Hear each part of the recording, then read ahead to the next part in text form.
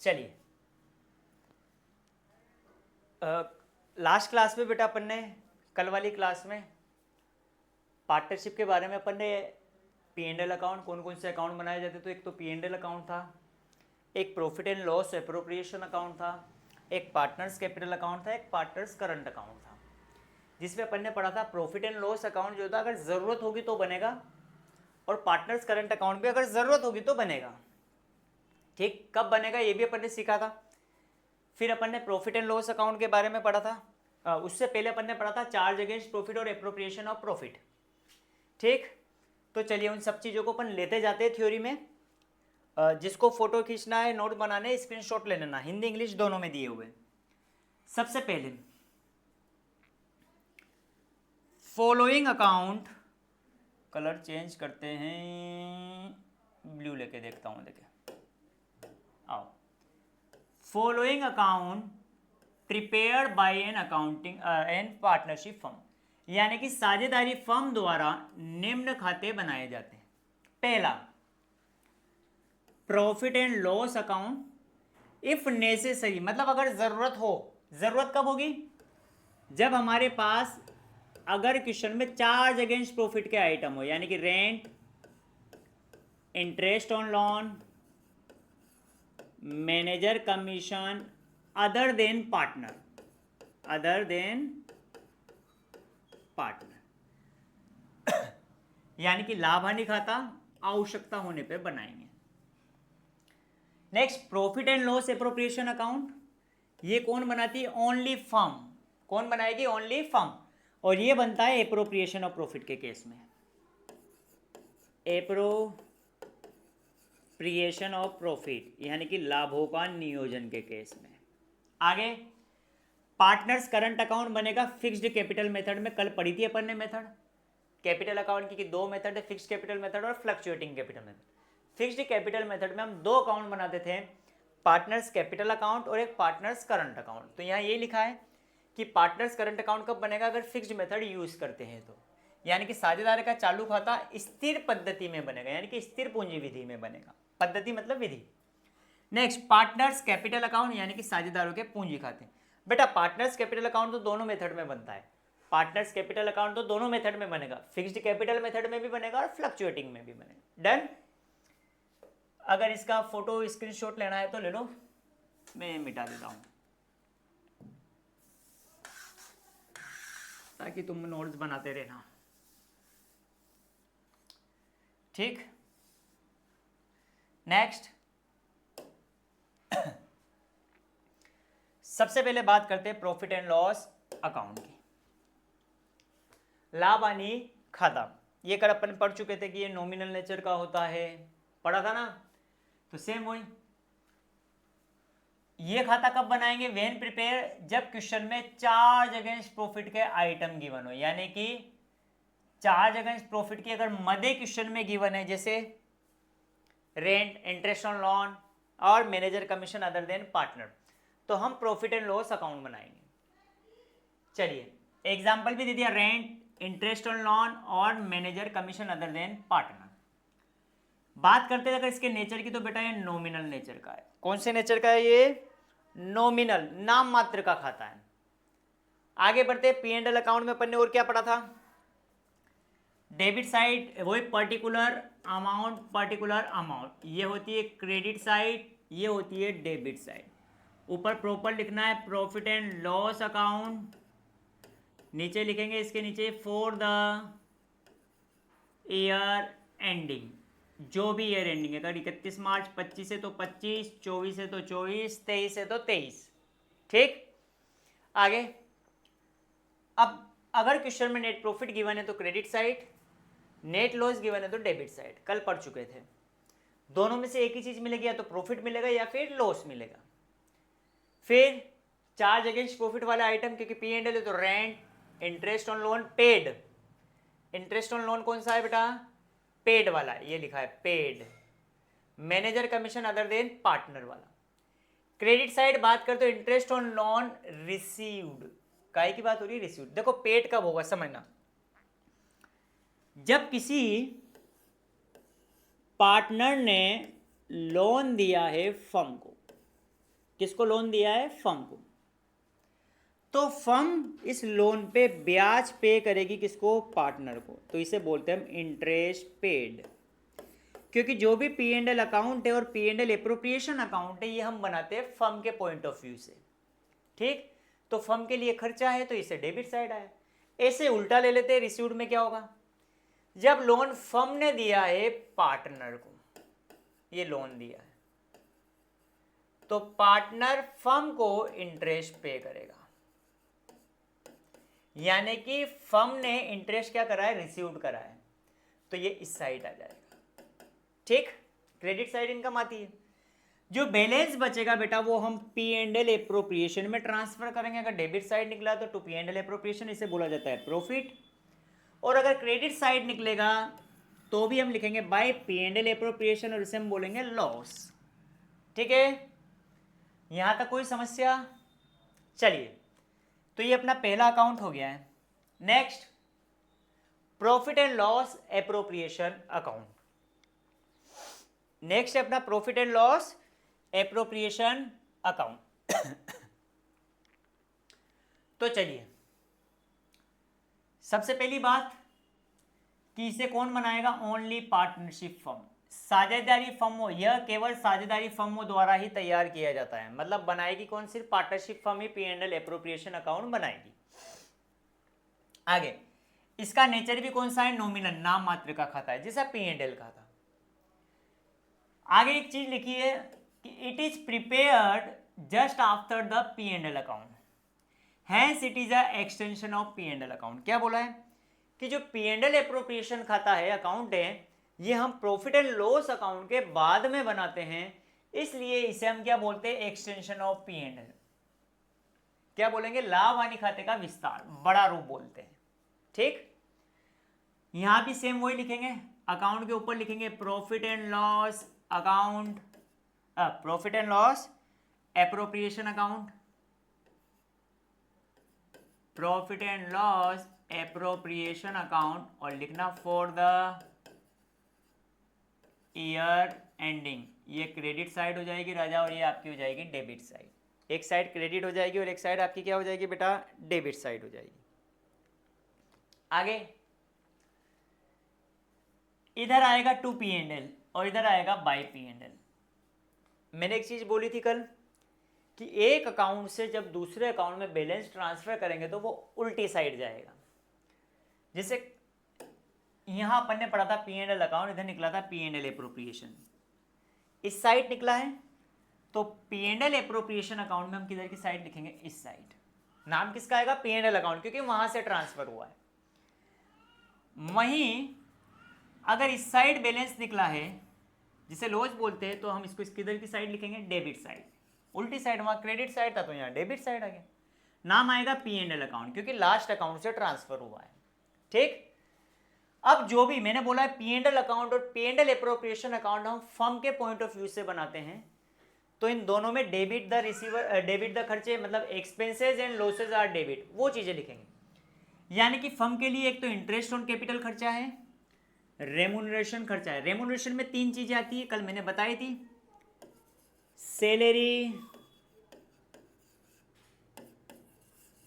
Bonus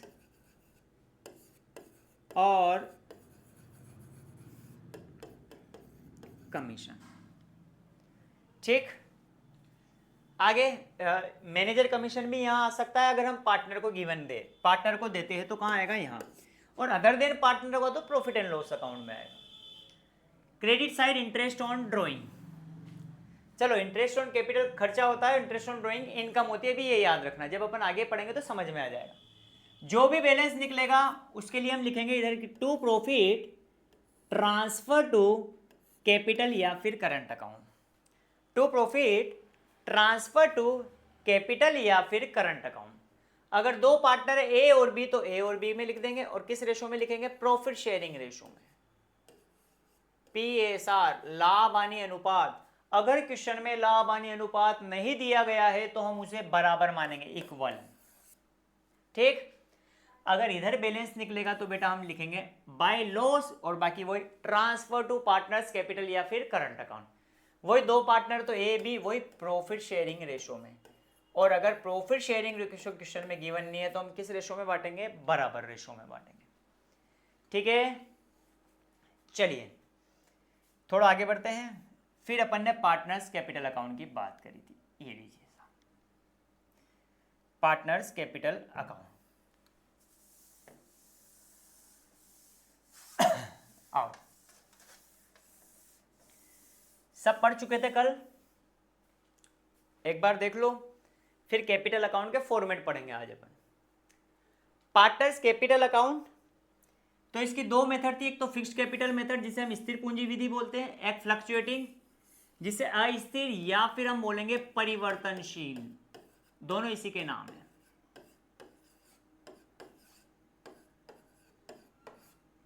परिवर्तनशील।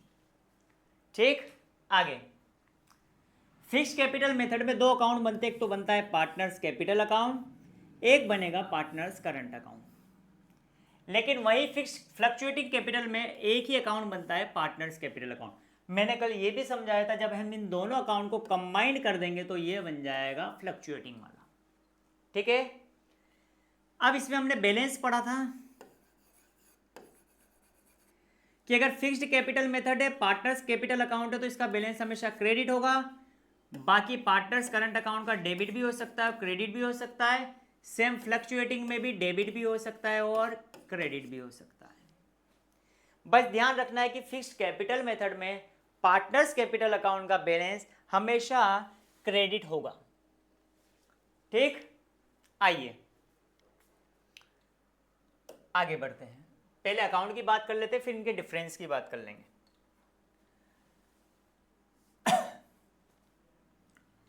चलिए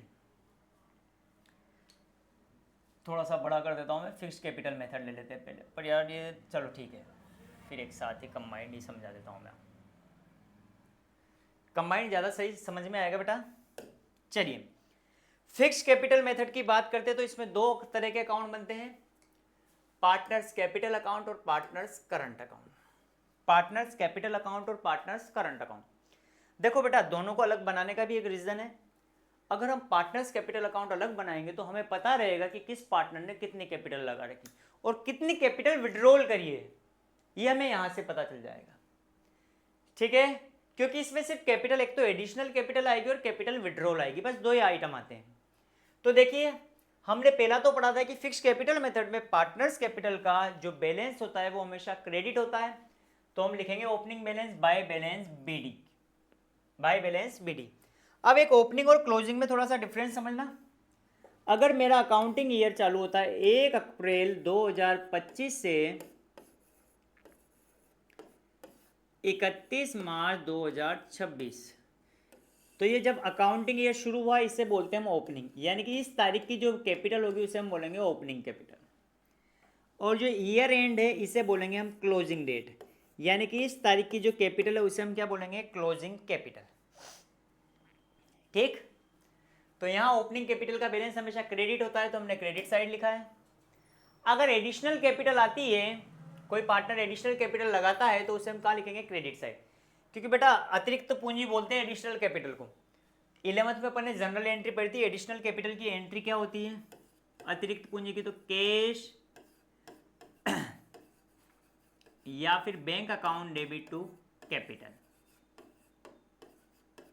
तो वही एक एंट्री है। और अगर कैपिटल विड्रॉल करते हैं तो वो किधर आएगा, इधर। बेटा एक चीज ध्यान रखना, एक ड्राइंग होता है और एक कैपिटल विड्रॉल, दोनों में अंतर समझना है। दोनों ड्राइंग मतलब पर्सनल यूज के लिए, तो पर्सनल यूज के लिए अगर मैंने पैसा कैपिटल में से निकाला है तो वो आएगा पार्टनर, उसे बोलते हैं कैपिटल विड्रॉल। क्या बोलेंगे, कैपिटल विड्रॉल। लेकिन अगर हम प्रॉफिट में से निकालते हैं तो उसे हम बोलेंगे ड्राइंग। वापिस, अगर मैंने प्रॉफिट में से मतलब पर्सनल यूज के लिए पैसा निकाला है, अगर मैंने पैसा कैपिटल में से निकाला है तो उसे हम बोलेंगे कैपिटल विड्रॉल, और अगर प्रॉफिट में से निकाला है तो हम बोलेंगे ड्राइंग। ठीक, जो बैलेंस बचेगा उसे हम लिख देंगे balance CD, to balance CD. एक चीज और ध्यान रखूं, मैंने बोला है कि हमेशा बैलेंस कौन सा रहेगा, क्रेडिट बैलेंस रहेगा। कौन सा बैलेंस रहेगा, क्रेडिट। पर आपका क्वेश्चन आना चाहिए कि सर यहाँ डेबिट बैलेंस कैसे आ गया, यहाँ डेबिट बैलेंस कैसे आ गया। तो आइए समझना, अगर 11 ढंग से पढ़ी है तो वहां हम पढ़ते थे शेडो अकाउंट, या चलो शेडो अकाउंट की जगह हम लेते हैं बैलेंस अकाउंट के बैलेंस। एक बात करी थी ओपनिंग बैलेंस की, प्रारंभिक शेष की, एक है क्लोजिंग बैलेंस अंतिम शेष। बैलेंस का मतलब क्या होता है, शेष। अगर ओपनिंग बैलेंस डेबिट्स दे रखा है या फिर क्रेडिट, अगर डेबिट दिया हुआ है तो उसको हम डेबिट साइड ही लिखते हैं, और क्रेडिट दिया है तो क्रेडिट साइड ही लिखेंगे। ये लेजर अकाउंट में पढ़ाते हैं। जो क्लोजिंग बैलेंस होता है बेटा, इसे हम बोलते हैं शेडो अकाउंट। शेडो मतलब छाया, शेडो बैलेंस बोले तो छाया शेष। इसमें क्या उल्टा होता है, अगर डेबिट साइड है तो हम उसे लिखेंगे क्रेडिट बैलेंस मानेंगे। अगर डेबिट साइड है, बैलेंस निकल रहा तो उसे हम क्या मानेंगे, क्रेडिट। और अगर क्रेडिट साइड बैलेंस आ रहा है तो उसे हम क्या मानेंगे, डेबिट। तो देखो यहां ये लीजिए, ठीक।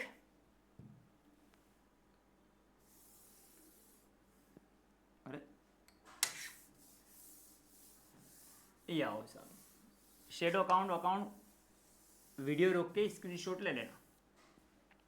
अब देखो यहां बैलेंस निकल रहा है डेबिट साइड, क्लोजिंग बैलेंस है तो क्लोजिंग बैलेंस में अपोजिट होता है, यानी कि डेबिट बैलेंस है मतलब वो कौन सी साइड का बैलेंस है, क्रेडिट बैलेंस है। इसलिए इसे हम क्या बोलते हैं, शेडो अकाउंट, उल्टी साइड प्रेजेंट होता है। तो ये तो हो गया आपका पार्टनर्स कैपिटल अकाउंट। नेक्स्ट लेते हैं partners current account. Current account में तो वही फिक्स्ड मेथड में बनता है। इसमें बैलेंस डेबिट भी हो सकता है राजा बेटा, और बैलेंस क्या हो सकता है आपका, क्रेडिट बैलेंस भी हो सकता है। डेबिट साइड का बैलेंस भी हो सकता है और क्रेडिट बैलेंस भी हो सकता है। तो देखो डेबिट साइड भी लिख दिया, टू बैलेंस बीडी और बाय बैलेंस बीडी, ये क्रेडिट साइड ओपनिंग बैलेंस है। अगर मैं ड्राइंग करता हूं, प्रॉफिट में से पैसा निकालता हूं तो debit side, interest on drawing debit side, P&L appropriation का जो लॉस है वो डेबिट साइड। देखो हुए क्या है समझो, अपन ने P&L एप्रोप्रिएशन कहां पढ़ा था, ये रहा, ठीक है।